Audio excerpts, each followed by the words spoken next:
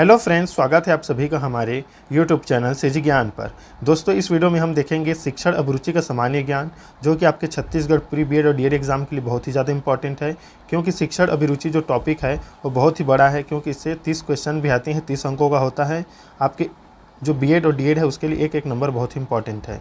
तो वीडियो को जरूर अंत तक देखिएगा। चैनल पर जाकर वीडियो जो अपलोड है उसे भी देख लीजिए, क्योंकि आपका एग्ज़ाम जो है 17 जून को है। तो वीडियो को जरूर देख लीजिए अगर आपने नहीं देखा है तो, क्योंकि 2-4 ऐसे वीडियो हैं जिस पर बहुत ज़्यादा व्यू आता है, लेकिन बहुत से ऐसे वीडियो हैं जिसे बहुत से स्टूडेंट ने नहीं देखा है। तो ज़रूर जाकर देख लीजिए, क्योंकि आपके लिए बहुत ही ज़्यादा इंपॉर्टेंट होगा। चलिए हम इस वीडियो को स्टार्ट करते हैं। ये दूसरा भाग होगा, सीखना एवं शिक्षा शास्त्र से संबंधित जो टॉपिक है उसका दूसरा भाग या दूसरा वीडियो है। देखिए, प्रश्न है, शिक्षण के क्रियात्मक उद्देश्यों को पूरा करने के लिए पाठ्यक्रम में किस पर जोर दिया जाता है? यानी मतलब पाठ्यक्रम में किस पर जोर दिया जाता है? दिया है सिद्धांत एवं अवधारणा, क्रिया एवं प्रयोग, विद्यालय प्रबंधन, इनमें से कोई नहीं। तो देखिए दोस्तों, शिक्षण के क्रियात्मक उद्देश्यों को पूरा करने के लिए पाठ्यक्रम के क्रिया एवं प्रयोग पर जोर दिया जाता है। तो ऑप्शन बी इसका राइट आंसर रहेगा। याद रखिएगा, क्रिया एवं प्रयोग पर जोर दिया जाता है। अगला प्रश्न देखिए, पाठ्यक्रम निर्माण में सर्वाधिक महत्व किसको दिया जाना चाहिए? व्यक्तिगत विभिन्नता को, शिक्षक का कौशल, विद्यालय की व्यवस्था या बालक की आर्थिक स्थिति? देखिए दोस्तों, आप भी क्वेश्चन पढ़िए और खुद से पहले से एक बार कोई सही आंसर चुन लीजिएगा कि कौन सा रहेगा। खुद से एक बार जरूर प्रयास कीजिएगा लगाने का आंसर कि कौन सा रहेगा। देखिए, पाठ्यक्रम निर्माण में सर्वाधिक महत्व किसको दिया जाता है? तो व्यक्तिगत विभिन्नता को। इसका राइट आंसर रहेगा ऑप्शन ए, व्यक्तिगत विभिन्नता को पाठ्यक्रम निर्माण में सर्वाधिक महत्व इसलिए दिया जाता है क्योंकि जो प्रत्येक व्यक्ति होते हैं उनमें भिन्न भिन्न रुचि एवं योग्यता पाई जाती है। अतः पाठ्यक्रम का निर्माण मतलब क्या चीज़ पढ़ाना चाहिए, इसका निर्माण इसको देखकर करना चाहिए कि व्यक्ति कैसे हैं, किस प्रकार से वो अध्ययन कर सकते हैं, उनकी विभिन्नताएँ क्या है, उनकी योग्यता कैसी है, उनकी रुचि कैसी है। तो ऑप्शन ए इसका राइट आंसर रहेगा। करके सीखना किस अवस्था के लिए उपयुक्त है? शैशवावस्था, बाल्यावस्था, किशोरावस्था? बताइए दोस्तों।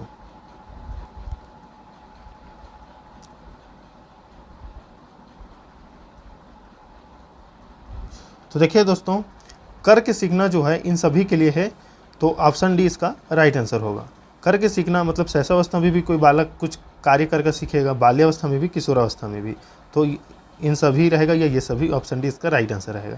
अगला प्रश्न देखते हैं, बच्चे में सीखने की प्रक्रिया कहाँ से शुरू होती है? विद्यालय से, परिवार से, गांव से या शहर से? बताइए दोस्तों, सीखने की प्रक्रिया कहाँ से शुरू होती है? तो देखिए, सीखने की जो प्रक्रिया है वो परिवार से शुरू होती है। एक बालक के घर से होती है, उसके परिवार से। निम्नलिखित में से सीखना किस प्रकार की गतिविधि है?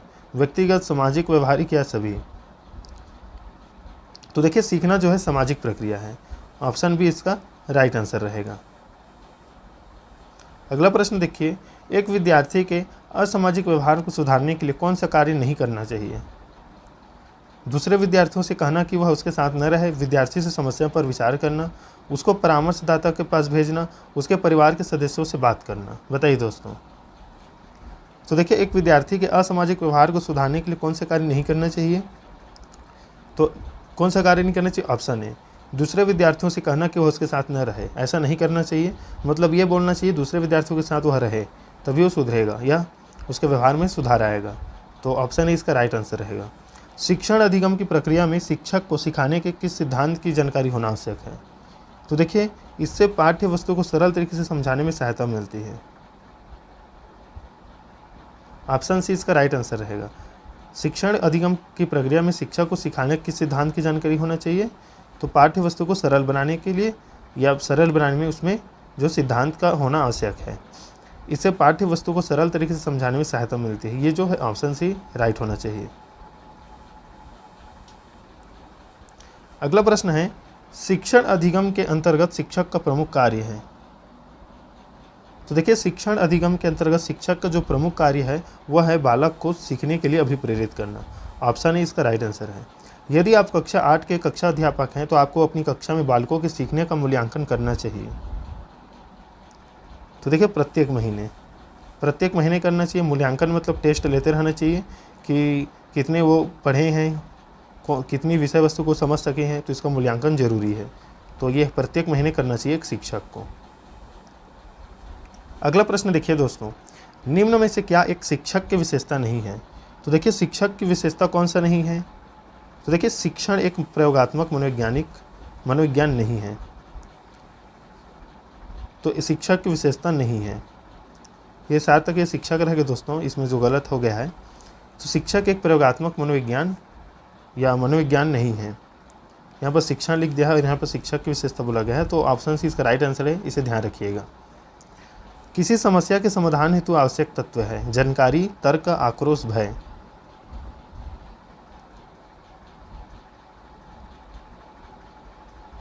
बताइए दोस्तों इसका राइट आंसर। तो देखिए जो भी किसी समस्या है उसका समाधान हेतु आवश्यक तथ्य है तर्क, तो ऑप्शन बी इसका राइट आंसर रहेगा, तर्क। किसी बालक में तर्क तथा समस्या समाधान की शक्ति का विकास कब होता है? तो देखिए कब होता है, 12वें वर्ष में। ऑप्शन ए इसका राइट आंसर रहेगा। थोड़ा सा ये पीडीएफ खराब है। किसी बालक की समस्याओं के विषय में पता लगाने के लिए कम उपयोगी मनोवैज्ञानिक विधि है। समस्याओं के पता लगाने में जो कम उपयोगी मनोवैज्ञानिक विधि है उसको बताना है। अधिक उपयोगी नहीं पूछा है, कम उपयोगी। तो देखिए दोस्तों इसका राइट आंसर हो जाएगा परीक्षण विधि। ऑप्शन सी इसका राइट आंसर है। एक बालक द्वारा किसी समस्या का समाधान करने के लिए निम्न में से क्या गुण होना आवश्यक है? तो भाषा विकास, स्वावलंबी, बार बार प्रयास करने की आदत। तो समस्या समाधान के लिए सभी आवश्यक है, तो उपरोक्त सभी, ऑप्शन डी इसका राइट आंसर होगा। चलिए देखते हैं अगला प्रश्न। किसी समस्या के संभावित समाधानों का परीक्षण कहाँ किया जाता है? प्रयोगशाला में, विद्यालय में, घर पर या कहीं पर भी? तो देखिए संभावित समाधानों का परीक्षण कहाँ किया जाता है? ये संभावित है तो कहीं पर भी, तो ऑप्शन डी इसका राइट आंसर रहेगा। आपकी कक्षा का एक बच्चा किसी समस्या को समझने का प्रयास कर रहा है, आप उस बच्चे के विषय में क्या कहेंगे? यह सामान्य सोच वाला बालक है, बच्चे की बुद्धि लब्धि 70 से कम है, वैज्ञानिक सोच का विकास हो रहा है, या पढ़ाई में न लगाकर अपना मन इधर उधर की बातों में लगा रहा है? तो देखिए समस्या को समझने का अगर वो प्रयास कर रहा है कोई बालक, तो ये जो है उसके वैज्ञानिक सोच का विकास हो रहा है।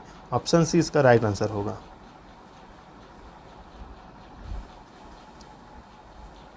बच्चों में वैज्ञानिक सोच का विकास करने के लिए आवश्यक घटक है। तो देखिए आवश्यक घटक जो है ये सभी रहेंगे। बच्चों के समक्ष छोटी छोटी समस्याएं रखी जाए, बच्चों के द्वारा किए गए संभावित समाधानों का परीक्षण करके, बच्चों को संभावित समाधानों के निर्माण हेतु प्रेरित करके। तो ऑप्शन डी इसका राइट आंसर होगा। चलिए देखते हैं अगला प्रश्न दोस्तों। समस्या समाधान वह प्रतिमान है जिसमें तार्किक चिंतन निहित होता है, यह कथन किसका है?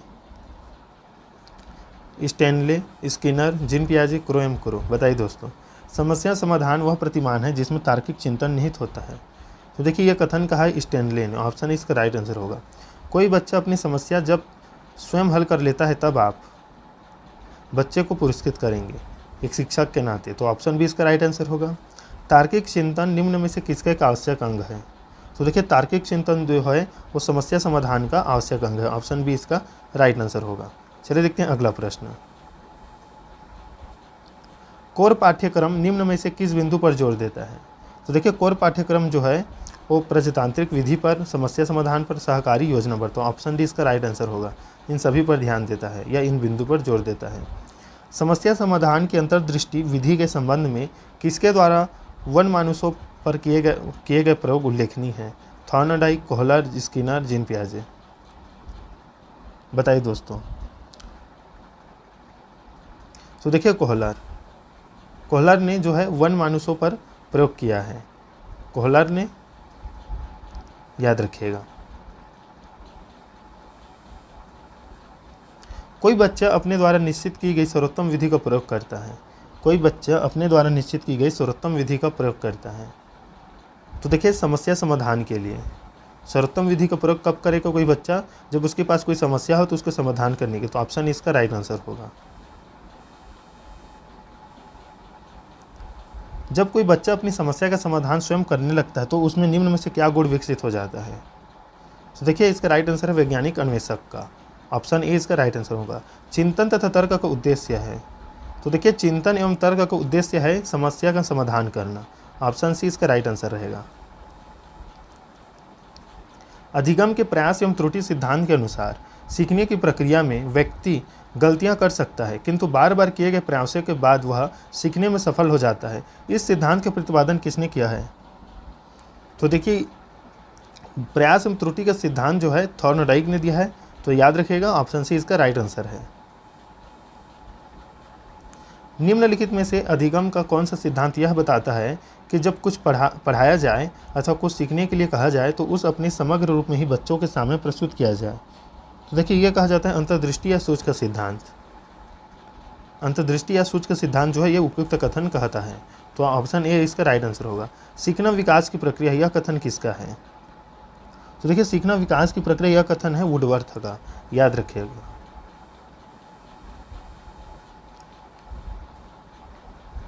देखिए सीखना व्यवहार में उत्तरोत्तर सामंजस्य की प्रक्रिया है, यह किसने कहा था? तो स्किनर ने कहा था।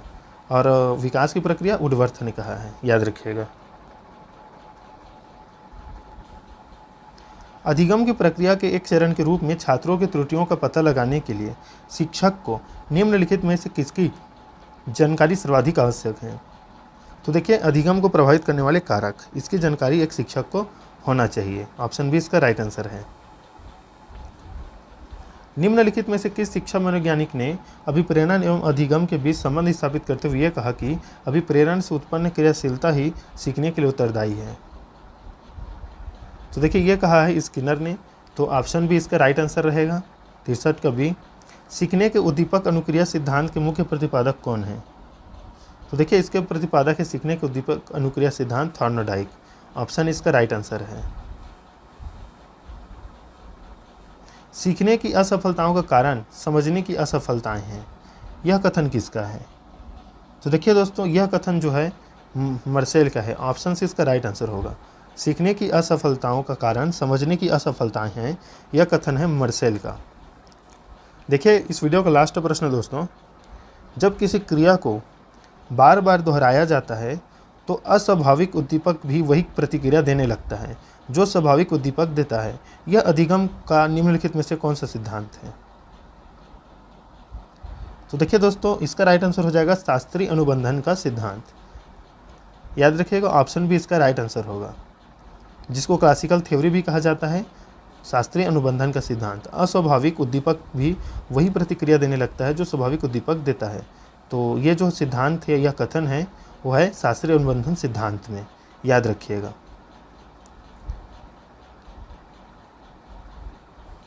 ये जो सीखने का सिद्धांत है यह अधिगम का निम्नलिखित में से कौन सा सिद्धांत है? तो शास्त्रीय अनुबंधन का सिद्धांत।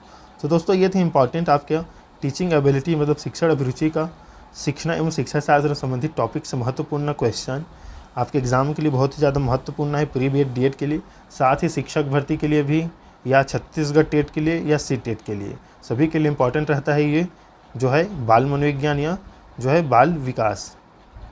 तो दोस्तों मिलते हैं नेक्स्ट वीडियो में, तब तक के लिए धन्यवाद।